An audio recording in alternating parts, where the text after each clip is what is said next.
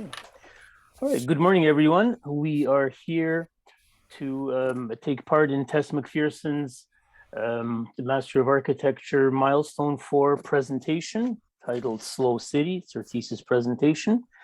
John Cirka is Tess's supervisor, George Kapelos, the second reader. My name is Jurij Leshchyshyn. I'm the program rep for this, and we are pleased to have two external reviewers joining us today, Shannon Clayton, an alum of ours from ERA, and Itai Peleg, a senior urban designer from with the city of Toronto.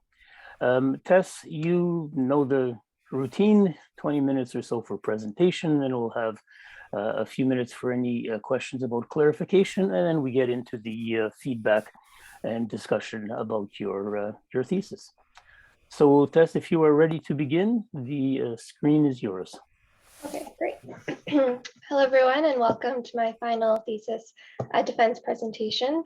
So as Jurij said, the title of my thesis is Slow City, which aims to create greater connection between people and the physical environment to make cities more engaging and livable. So this is the plan for my proposal of Slow City. This presentation will be concentrating more on the design project and only providing a brief overview of the theory, which is more detailed in my document that I hope you've had a chance to read. Slow City focuses on the human experience of time, which is relative. One cannot be aware of slowness without an understanding of speed and vice versa. In this way, Slow City emerges amid the speed of the city, creating alternative spaces that people can drift through like a labyrinth, focusing on where they are rather than where they're going. These are some of the initial concepts that I explored to investigate slowness.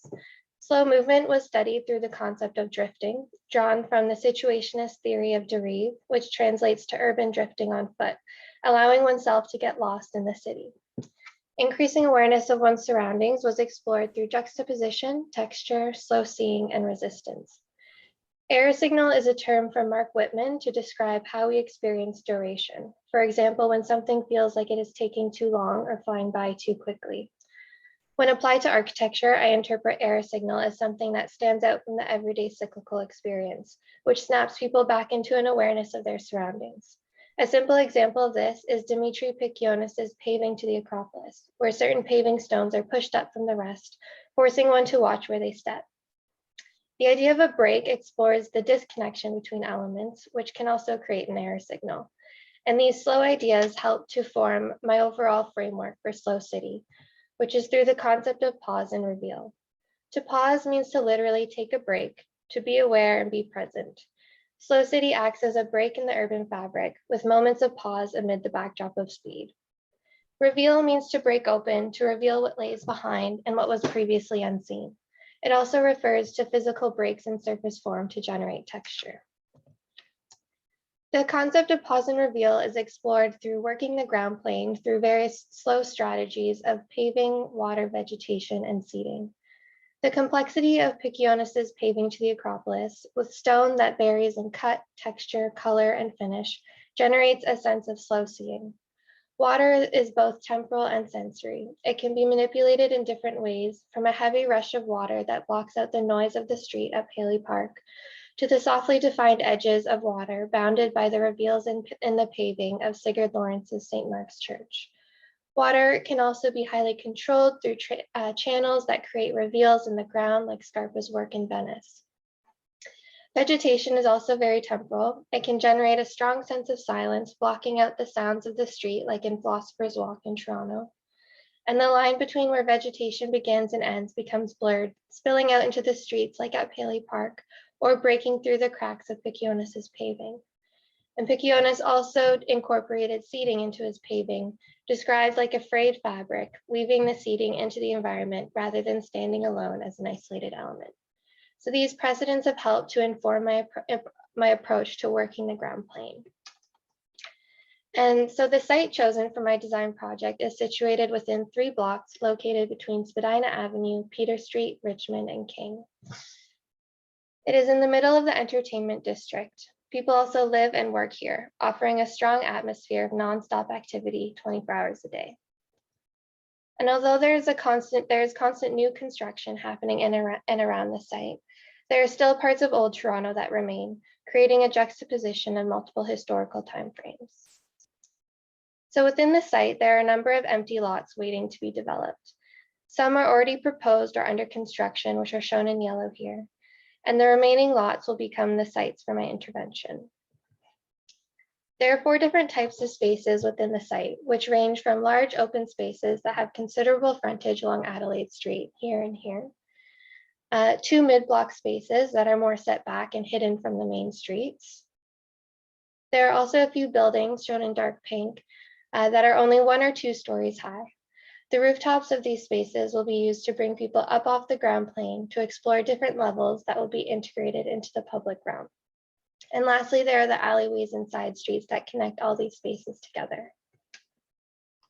So the block to the north is referred to as Block 1. To the southwest is Block 2, and to the southeast is Block 3. The shades in yellow indicate the changes in height from grade level up to the various rooftops. A crosswalk is proposed along Adelaide Street, which has been described as a mini urban highway to help ease crossing. First, we will take a closer look at Block 1. So Block 1 consists of a main open space that is a mid-block condition, accessible through 6 different alleyways. There are also 2 rooftops that become accessible.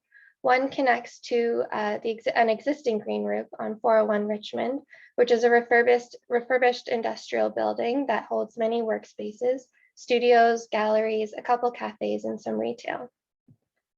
On the ground plane, the mid-block space connects into the lower level of 401 Richmond, where there's an existing coffee shop. The grade starts at 0.6 meters below grade, gradually sloping up to 0.6 meters above grade, and then back down again as it extends out to the main streets. The ground becomes fragmented, both in its paving and through these segmented masses that rise up into a mixture of planters, solid blocking, and seating. And these mounds are further divided by channels of water. The mounds bleed out through the block towards a single-story rooftop that extends out towards Adelaide Street, and a 2.5-story building that connects to 401 Richmond. The bridge reaches into the alleyway, landing on the adjacent roof, and then extends out again over the street. The alleyways and rooftops act as reveals along the main streets into the block.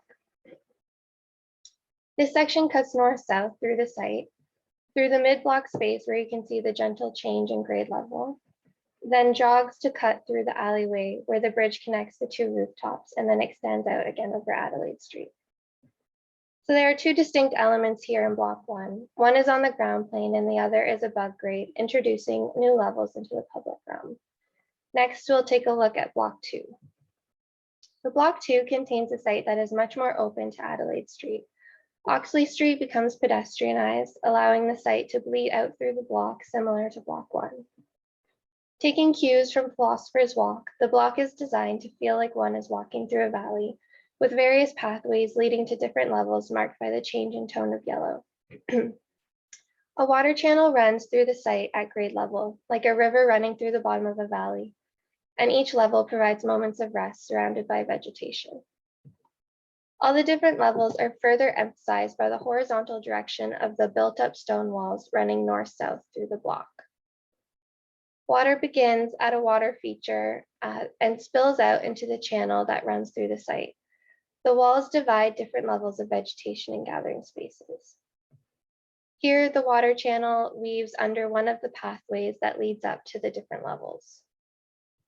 So this block can act as an alternative route through the city or a place of respite from the speed of the city. We'll now move to Block 3. So Block 3 is more complex with 2 very distinct sites. At the north end is a large open space facing Adelaide Street, which consists of a ramp that creates an enclosure around a pool of water at grade level. The ramp wraps up and around to a roof of a single-story building. The roof is connected to another rooftop through a twisting set of stairs, and the second rooftop connects out to Peter Street through stairs that weave around water, vegetation, and a water channel. To the south is a mid-block space connected to the main streets through a single wall that runs from Charlotte Street out to Peter Street. The form begins at the lowest point on either side as paving on the ground. Then as it rises, it retreats and is taken over by another form of paving. As the form rises, it folds and then breaks open to a water feature at the midpoint. And both sites are connected north-south beneath an existing bridge between two buildings at the heart of the block. This section cuts north-south through the middle of the block with the ramp at the north, then through the twisting stairs and the existing bridge, and to the south, a little bit of the Corton wall that runs out to Charlotte Street. This section cuts slightly into the alleyway space off of Peter Street with a view towards the rooftop spaces beyond. The stairs, vegetation, and water channels weave over and under with the water shifting direction as it extends out to the street. The intention is to create visual complexity in a very small space that will catch people's attention as they walk by.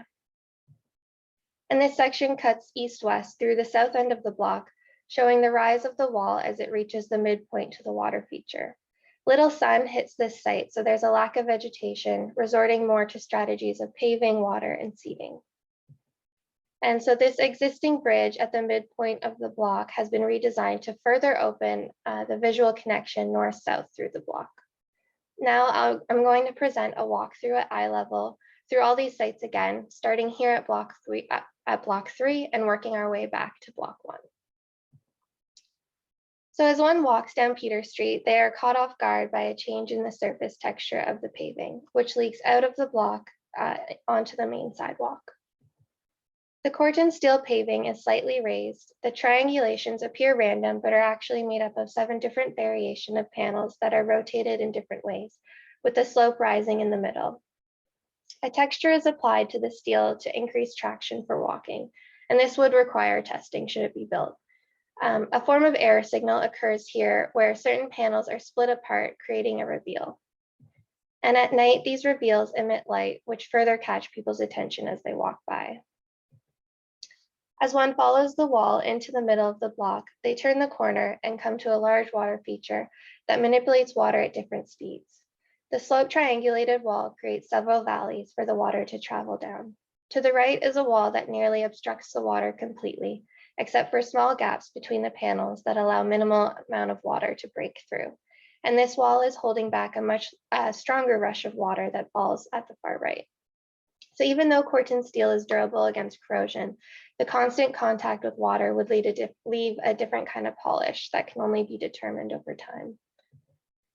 And when approaching from Charlotte Street, the heavy waterfall is one of the first visible elements. The noise and rush of water attracts people into the mid-block space. So in order to determine the flow of water, the triangulations were 3D printed. The form was also optimized to create really dramatic shadows to further enhance slow seeing. And even in winter, when the water cannot run, the form remains very sculptural, playing with light and shadow. The Corton steel wall reaches out like arms to the main streets, drawing people in through the alleyways that were previously just places of movement. And seating that is softened with weathered cedar is incorporated into the wall to allow for moments of rest along this space. So moving north to the north end of block 3, this ramp creates an intimate enclosure, protecting it from the busy street of Adelaide without visually or physically blocking the space off. And just beyond are the stairs that lead up to the rooftops, and beyond that is the existing bridge. This bridge has been redesigned using the error signal concept to create a visual break through something that is meant to connect 2 elements. Brick is used to make the fragmented panels feel continuous with the 2 buildings on either side, further emphasizing the break in the connection. And just to the north, you can see the stairs. This staircase twisting up to the 2 rooftops still allow people to pass through below with a visual connection south to the bridge, below the bridge to the Corton steel wall, which aligns right with the waterfall. This midpoint of the block becomes a moment of intensity where multiple different elements collide, drawing people in different directions. The stair is also visible through the alleyway off of Charlotte Street, catching people's attention from the main street and drawing them through the block. The stair and ramp follow the same design approach. The ramp uses mass timber as the primary structure with steel connections. Secondary wood elements branch off the structure and wrap up to form the guard. People can easily move through the structure, creating a sense of slow seeing as they take in all the scattered wooden elements. And so the ramp wraps around a pool of water, which is softly defined by the paving around it. The small water feature rises up from the break in the paving to maintain a slight movement in the water. The grading is sunken to form seating that surrounds the space for people to gather around, and behind, the vegetation begins to blend in with the structure of the ramp. The sunken space becomes flooded in the winter to create a skating rink, and with the leaves off of the trees, the branches become even more indistinguishable from the wooden structure. Next, we're going to move to block 2. So block 2 is divided north-south with many different pathways that cross the site and lead to sheltered spaces at different levels within the walls and vegetation. The material strategy for block 2 uses sedimentary stone to further emphasize the number of levels created. The limestone walls do not meet, but rather stop short and tumble to the ground, similar to how sedimentary stone splits apart, allowing vegetation to leak through the breaks and reveals created in the walls. A larger water feature at the south end is made of stacked limestone, which has been cut in two by water, which then spills out into the channel that runs through the site. The erosive power of water on the soft sedimentary stone will begin to show over time.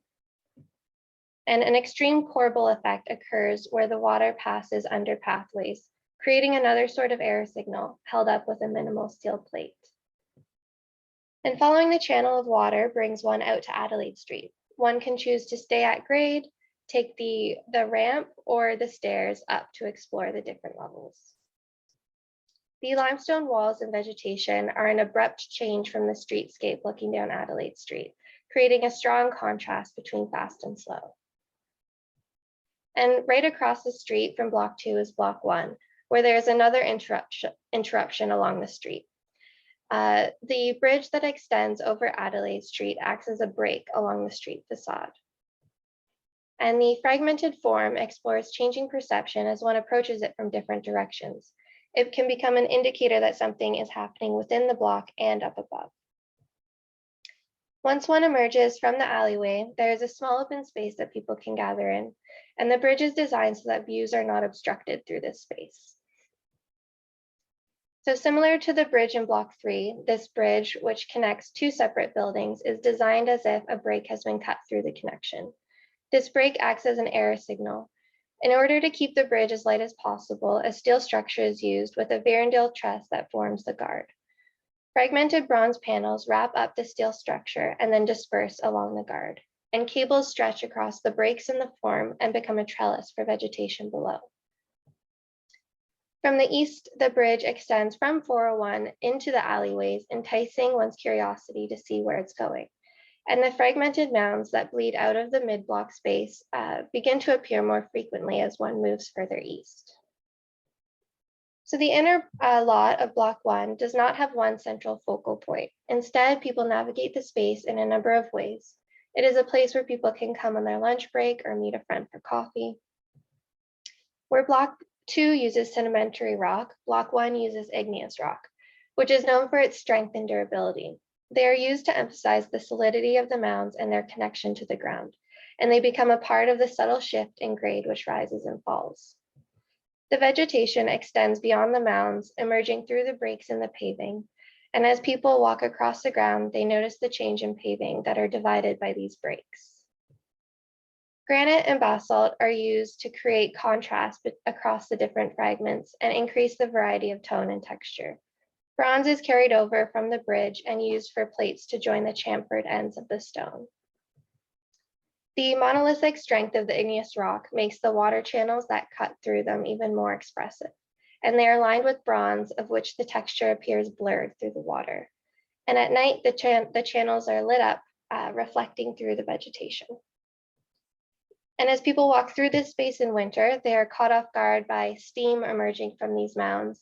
The water channels are lined with heating coils, creating an air signal as the cold air hits the warm water. The seating is integrated into the mounds, softening the stone with reclaimed timber. And the different levels of rock also provide informal seating. So zooming back out, this is all the sites together which make up Slow City. Like a cubist composition, there is no hierarchy within the site. The site can be experienced as a whole or in part. And it can be a bit confusing to take in all at once, but the intention is to create a level of complexity through the entire site so that people can drift through it, getting lost and discovering new spaces, like the act of Jurij that I mentioned at the beginning of the presentation. And these architectural interventions can expand infinitely through the city, making use of leftover spaces that remain. So to conclude, cities will always be places of speed. It's not about slowing down the entire city, but about creating breaks amid the speed to make cities more engaging and livable. And that is all. Thank you. Thank you, Tess. As we normally do, I'll call on our guest reviewers if you have any questions for clarification from Tess. I was wondering, can you speak to the accessibility of your project? Because I can imagine with your sort of concept around disruption and circuit breaker that you would kind of come up against accessibility as a goal. And I just wonder if you could elaborate on that a bit. Yeah, I'll show my site plan. So it definitely was in my mind as I was designing all of these elements. So a majority of the spaces are fully accessible. I'll just go to the overall site plan. So even so for block one, the bridge, even though these two roofs are at different heights, it's a ramp that lowers down to this one. But block two, I think the accessibility I worked hard on because each level is fully accessible with a ramp. And then there's two stairs at either end that can be traveled more quickly. But like there's always two ways to get to each level, and there's always a ramp to get to them. And then I wanted to make sure that at least one of the rooftops here was fully accessible. So I used the ramp, not just as circulation, well, for circulation, but also for the multi-purpose of creating that kind of intimate space within it and allowing fully accessible access to the rooftop. So it was kind of in my mind the whole way through.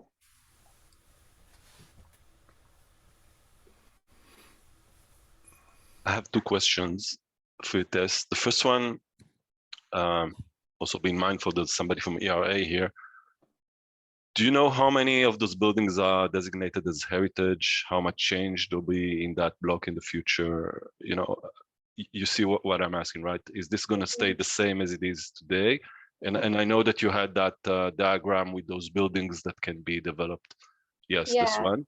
Mm-hmm. And the second question is, why did you choose this specific block? That's something that's interesting. Yeah, so I didn't look into specific heritage designations, but I did look at future proposals to see how this the site was going to change. I'm pretty sure a number of the buildings, at least in block one, are heritage. But this tall building here is already like halfway up in height, and that's just going to really dominate over the space. So I'm predicting a lot of change within the sites, but still certain buildings are going to be there to remain. But I didn't exactly look at what are specifically designated as heritage. But I picked this site because originally I was looking at one of the sites I was entertaining was the Lower Donlands. But I realized that like it was too far removed from the city and there was already too much slowness already there. And so I was trying to find a site within Toronto that had enough like empty lots that I could do something with, but was still integrated into an area that was like I want to be in a part of the city that was bustling and had a lot of activity. Because I wanted to create that really strong contrast between fast and slow. And so I picked this site because people live there, they go there for entertainment, they work there, so people are there all the time. It's not completely built up yet, like there's still spaces that I can intervene in, but there's also a lot of new construction happening and a lot of change. So I was trying to find a place within the city where there was still room to work, but there was still also lots of speed and change that I could contrast against. Thank you. Okay, George, John, any questions for clarification, though by now you've seen this project clearly? None for Yes. me. I just think that the walkthrough was very helpful. We talked about that, I think, at a previous discussion, and it really brought the project to a very clear point of understanding. Yeah. And there's nothing from me. I mean, I know the project quite fully at this point, so I'm good. All right. So again, I'll call on our guest reviewers to provide their feedback, points of discussion, elaboration for Tess. Shannon, would you like to go first? Yeah, I can speak. Actually, sort of carrying on with the development comment, there is a development at Spadina and Adelaide. I just looked it up quickly. I think it's called Spadina Adelaide Square. It's actually an ERA project, and it's nicknamed Spadelaide in our office. And it just, that comment made me think about, you're using these spaces in between, which on the one hand is really clever because you're like, but these spaces in between are functional. There's servicing that happens. And as development happens, like I thought it was really clever the way you pointed out, like certain sites will likely be developed. But I think you have to think about how they're developed, and those little spaces in between tend to get kind of absorbed into new developments. So I think it's fine to sort of take a best case scenario where, you know, you don't have to worry about servicing of, you know, garbage to all these condos, but in real life it is a factor. So I almost feel like this is kind of like an idealistic vision, but then in actuality it could be like one of these spaces or two of these spaces. Like maybe as the developments happen, they like the city decides, okay, you know what, these spots we're going to prevent all that from happening and try to do something special. So it's sort of like halfway functional and halfway a little bit idealistic, which is fine. I also, my biggest thing when I was reading your report and in your presentation, I was like, why have you not used the ground floor of these buildings? Is there a reason that you had a hard line at the exterior walls and didn't, you know, do something with that architecture? Because, you know, just because some of them are heritage buildings doesn't mean they can't change. And if these are underutilized alleys as you see them, you know, why are people coming to these spaces if it's just a landscape project? Like, are there shops, are there restaurants? Like, I think the programming could really help support your vision, and it could kind of take it to another level. Did you think about I'll just let you respond. Did you think about the ground floor of those buildings at all? Yeah, I mean, I think the one I tried to engage with most was 401 Richmond, specifically because it is already a public building that people have access to during typical working hours. So I tried to engage with that, but I stayed outside of them just because I guess I was focusing more on the public realm of the city. And I found that the interior of the buildings, they can change. A lot of them are private offices. So I was imagining that these would be places that people would come on their work break or as they're moving through the site. So I just decided to make that decision to stay outside of the buildings, but imagined it working alongside with the program that's happening interior. Yeah, and I mean, I think it was also to kind of leave open the potential for what's happening inside the buildings to change too, and not make that static. It was like a catalyst for things to change. Mm-hmm. Yeah, that's one approach.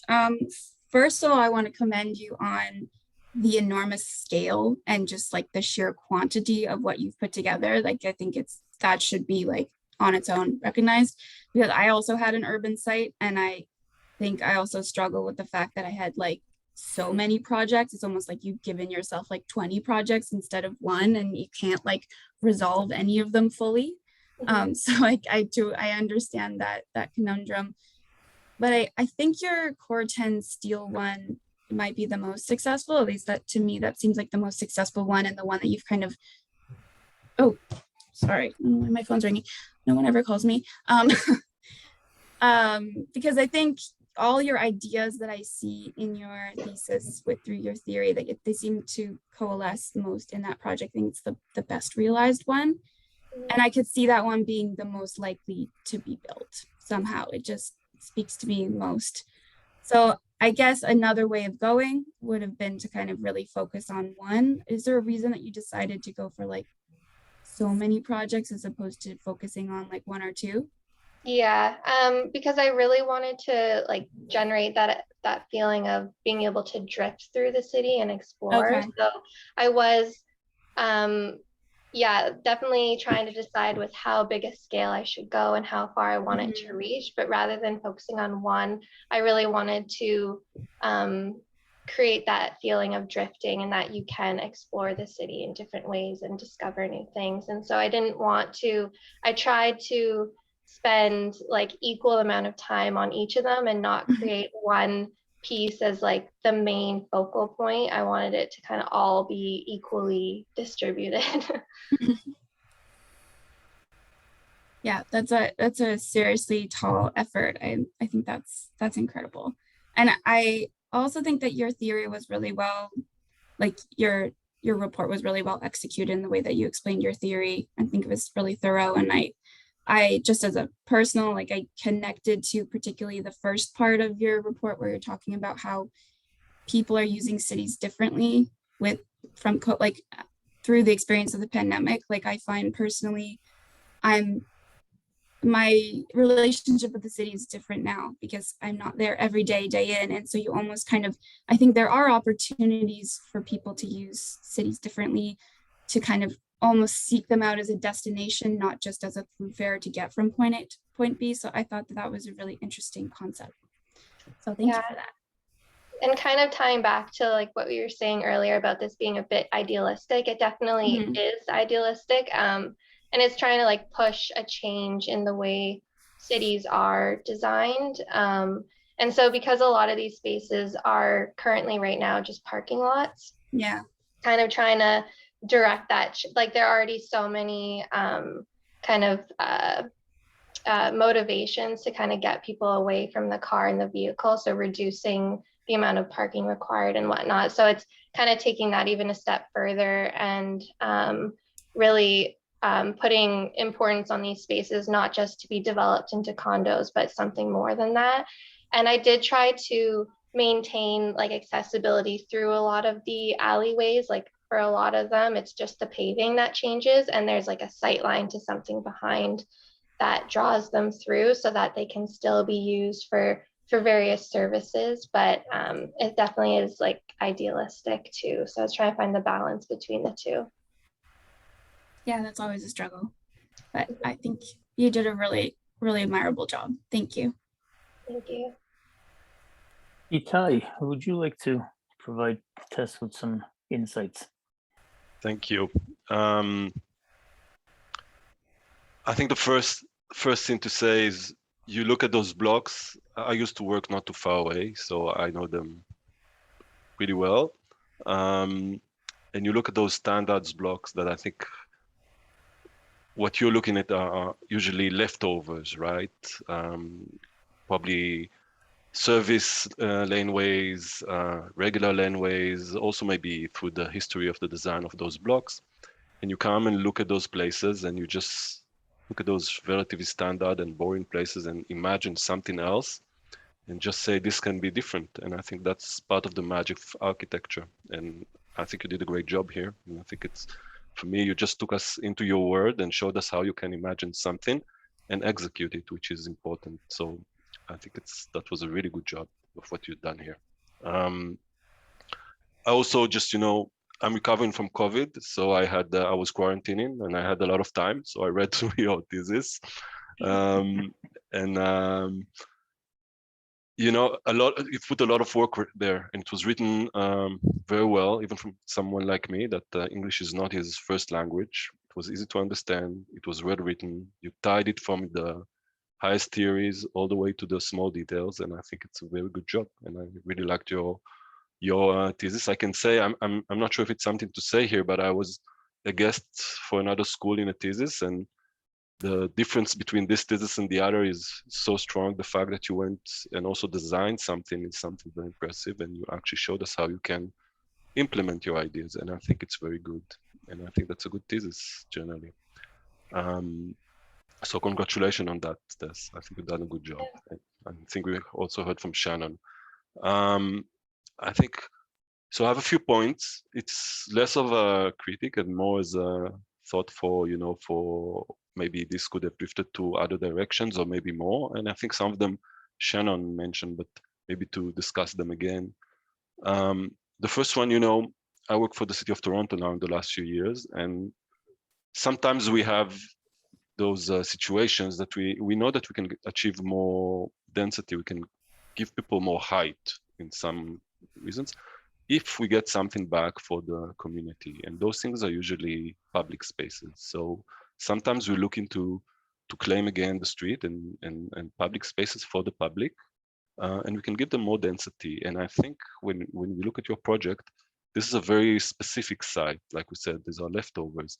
But I was wondering if you can, at some point, think of a system, Can this be implemented in other places in the city? What are the rules that are not only for this place specifically? But how can you use it, even as a tool for people like me in the city? That's something to think, because yours is very custom made. But I'm sure that there are some rules that you can think of for other places, right? So I think that's one of the things that I would think first. The second one, and I think what we heard from Shannon, that it's idealistic.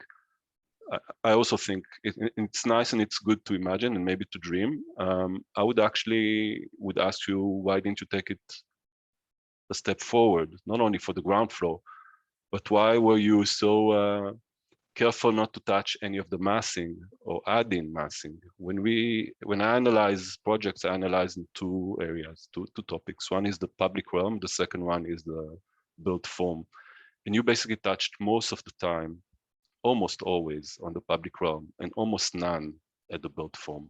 There are some examples where you did, for example, with that bridge, that I thought that was really good, because we see how the massing are starting to react to your design.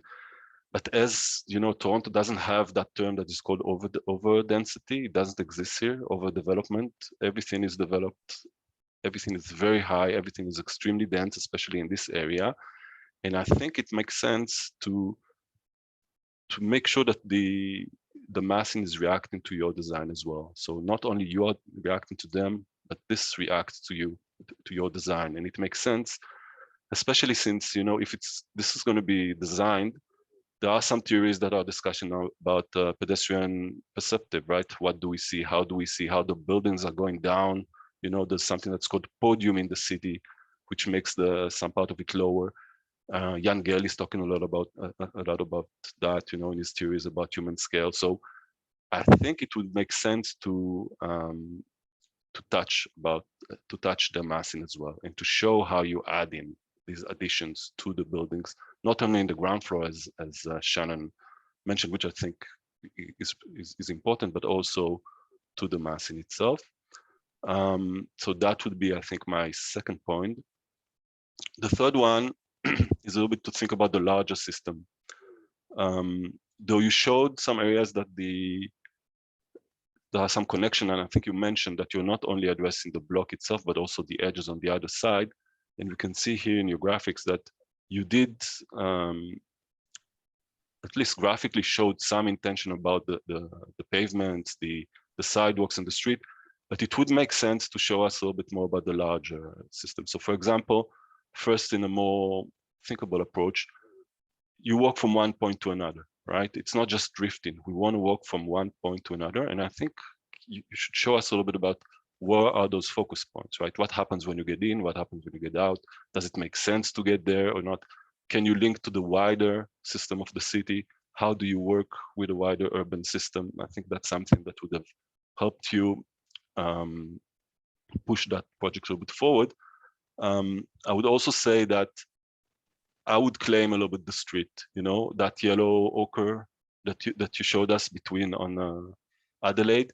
I would start showing us how the street reacts to your project. And if I'm walking on Adelaide on any of the streets and I start see things changing, this can attract me to your design. Part of what I think you define as error.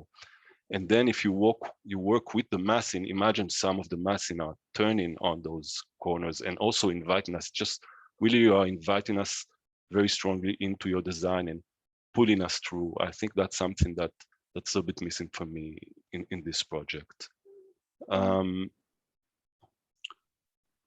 I think just one last thing that you were talking about, and I was thinking it's a bit funny, but what will happen if, for example, some places will open a commercial part into your segment, into your design? Would you accept something like that? And you know, I'm thinking, imagine it's such a nice place that you design, such a good high quality design, and suddenly you have McDonald's there. How does it work with your slow system, right? This is something to think about. But yeah. I want to say, Tess, I think it's an excellent design. It's a really, really good thesis, and congratulations on that. Thank you. Okay, thank you, Itai. George, a second reader. Thank you.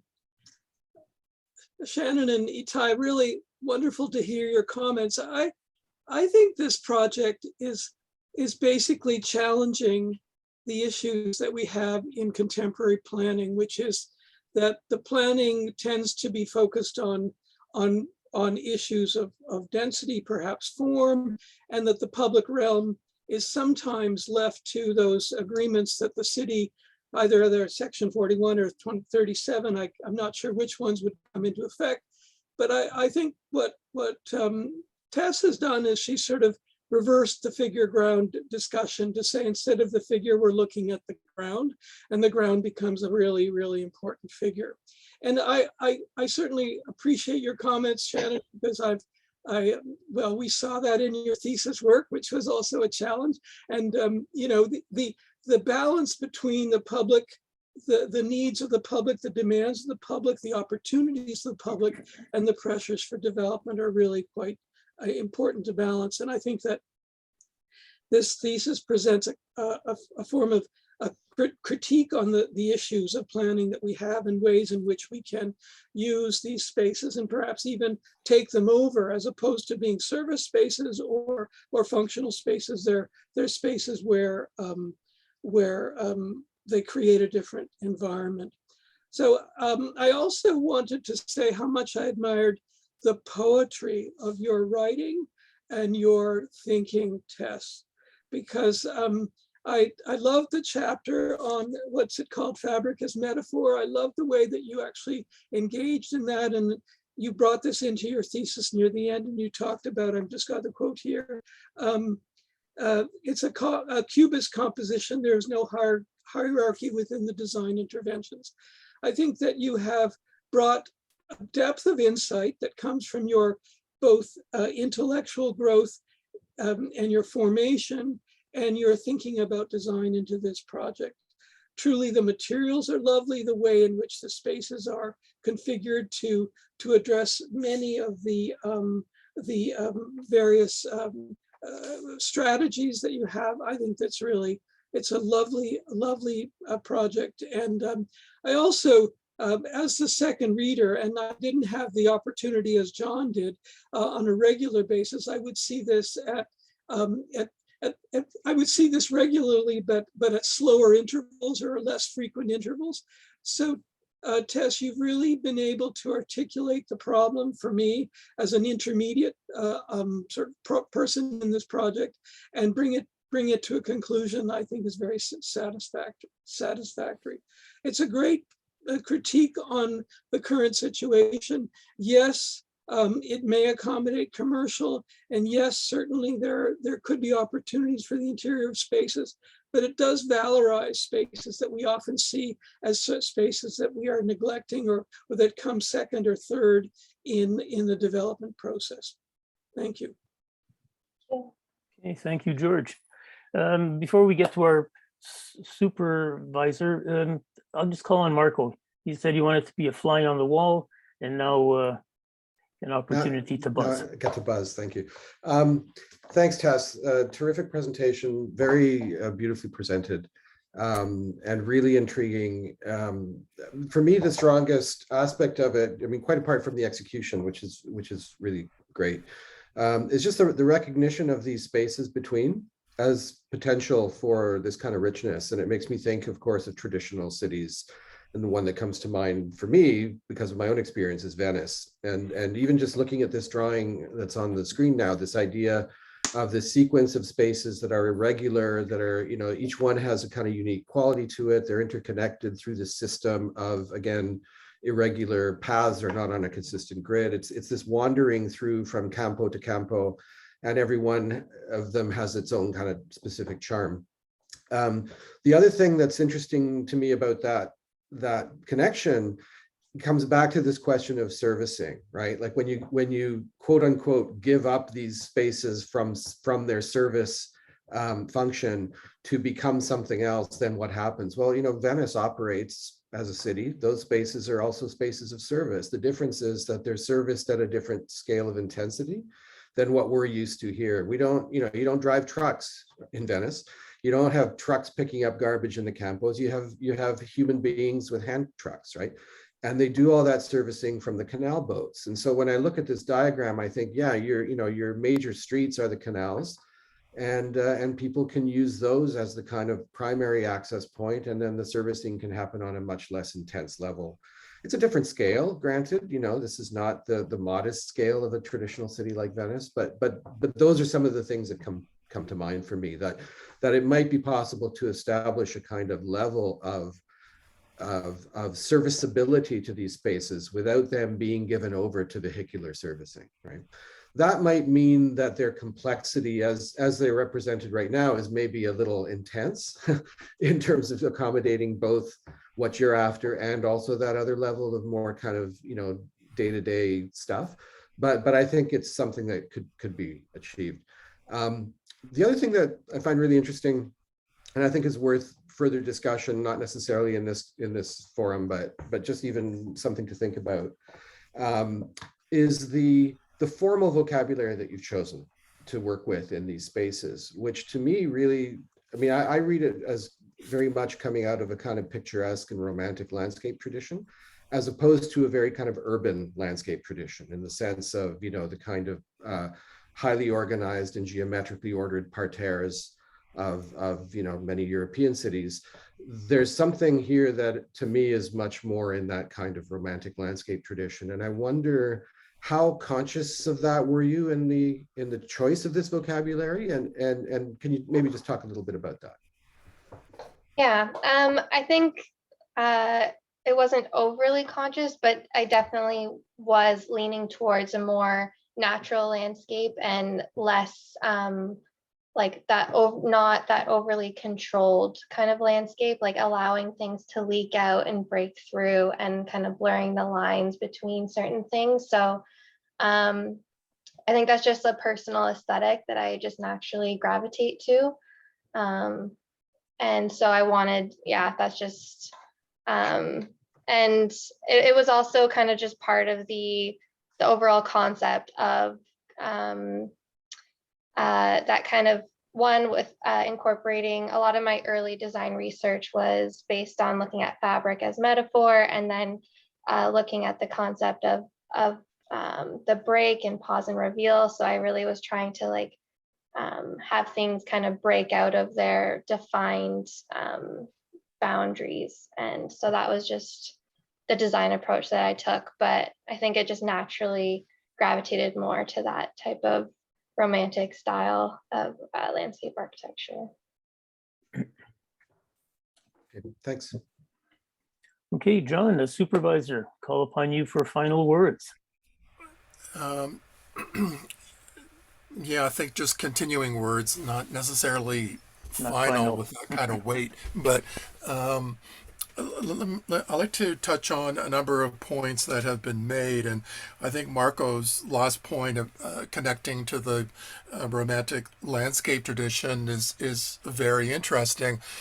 And we can see that rather than, quoting quite literally a ruin in a kind of verdant landscape, I think that Tess very much has used this perhaps, more subconsciously. But what we really see here is very much a contemporary reinterpretation of that approach. I mean, I can identify a number of elements that operate a little bit like that kind of ruin. Perhaps the strongest one is that long ramp component leading up in block 3, leading up to the roof area. That's probably the strongest reference to something like a ruin. And of course, the constant water elements as well, very carefully controlled, obviously. And this is meant to appear natural and yet, very artificially developed, very carefully developed as well and designed. And that's as well the landscape tradition. I mean, there it looks a little bit more natural, but I think that those principles very much have been followed here. So I appreciate that connection that Marco made. The next one I'd like to touch on is a point that was made about seeing this as a larger system. And this is something that the committee discussed at the last milestone presentation in late February or early March. And I don't know, this was a very dense presentation from Tess, and so I'm not sure, Tess, if you mentioned this or dropped the point, but we did talk about the strategies here that they could become something that's codified and replicated across the city. So again, did you mention that or did you drop that? I think I brushed over it at the end, saying like they can expand like infinitely through the leftover spaces in the city. That was kind of my reference to that. Okay, so that was really, really fast. So, Yeah. Thanks for pointing that out. So there is this idea, although Tess didn't go through a kind of codification in terms of urban design principles and making that explicit, but we certainly talked about that. So I just wanted to mention that point. And then the last one I'd like to turn to is I'm going to describe it differently than has been discussed, but both Shannon and Itai had turned to this question of the connection to the private realm and adjacent projects. And I think that is most explicitly seen and works very well with 401 Richmond, because 401 Richmond, in effect, kind of absorbs this whole strategy into the building itself. It is a very public building. They've even developed that eastern end where Tess has proposed, the large block is proposed outside just to the south of that. And so I think that would have been, a drawing that might have clarified this if Tess had done that. I didn't even, venture into suggesting it because, I know this area very well and I know 401 quite well as well. So, I understand that connection. But I think if Tess, if you're not familiar with the figure ground plan that was discussed quite a lot years ago, of Rome particularly, Piranesi's plan, he of course reversed the interior and exterior relationship, much like you have. The concentration is on the spaces between buildings, but for some significant buildings, such as the Pantheon, he also included their interiors because they're public spaces. And so that is a clue to how that could have been made a little more clearly. And it happens, like I said, very strongly in 401 Richmond. In terms of other spaces, I think that I imagine that they continue to operate largely, oh, sorry, yes, the Noli plan of Rome, sorry. Wrong reference. So I think that the access, I would imagine, in the other areas would work roughly as it does today from Adelaide Street. That's where most buildings are oriented. To the point about a McDonald's opening up, that would be amazing. And I really see that your project really is a conversation with the city. You've started to develop that conversation with the existing city. You're acknowledging that it's rapidly changing here, but I think at the finer level as well, that there would be changes. I would imagine if this were implemented, I think people might find that they want to respond, and particularly retailers might want to respond. And if a McDonald's were to open, I don't think that there's a kind of aesthetic problem with that. I think that in fact it would bring people and activity here, which is exactly what you're imagining. And so I think that that would be very positive if your intervention here then provoked retailers to then start to respond and even add to the activity that you imagine here. So I think that would be very positive. I don't see that as a kind of aesthetic stain on your project at all. I think it's actually a reinforcement. So I think that you've started a conversation, and in that way of retailers responding and private building owners responding, it's a territory that you can very much leave to others to continue the conversation. Once you've established your particular point, they can then respond to your points, just as you responded to the city. So I think that that's actually a very beautiful approach to the problem, rather than perhaps a kind of comprehensive plan for the future, for the next century or whatever. That's it for me. Other than some concluding remarks, but. Yeah. I just wanted to segue on what John was just saying about the kind of more organic evolution of this kind of thing. And I come back again to the example of Venice, where, some of the campos are very busy and have lots of cafes and tables out, and some are purely residential and extremely quiet. And they all have their own kind of ethos, and they respond. Part of it is a response to scale. Part of it is a response to, which campo gets the best sunlight, right? All these things are kind of organic in how they evolve. And I think that the one thing I would say maybe with the scheme as it currently is manifested is that there's maybe not enough just kind of open space for things to happen spontaneously. Like it seems to be maybe a little over programmed in a loose sense of the word, right? But just to have some open space where people could set things up more serendipitously. But I just to come back to what John is saying, I think that what you're doing and what your job is to kind of set up the possibilities, not to solve them all. And things like what we just talked about, scale, access to sun, all those kinds of things will start to be the forces that drive particular responses. Mm-hmm. All right, thank you. We're almost reaching the limit for the presentation. Tess, let me add my congratulations to a comprehensive, interesting, and thought-provoking thesis. I think you've been offered some opportunities to change this into some kind of policy that would be useful both for the city and for ERA, no doubt. Going back to Marco's Venice, I mean, I've been to Venice numerous times as well and love the place, maybe not as familiar as Marco is, but if you wake up in the morning early enough, it's a slightly different city because things are happening that for example, picking up garbage, delivering things, etc., etc. So time, and you're talking about a slow city, and we can look at time. Certain things happen at certain times only, and other times they're not allowed. Visiting, for example, Innsbruck a few years ago, there's a nice pedestrian place, and you go, oh, look at this is a pedestrian place. It starts becoming totally pedestrian at 10 o'clock in the morning.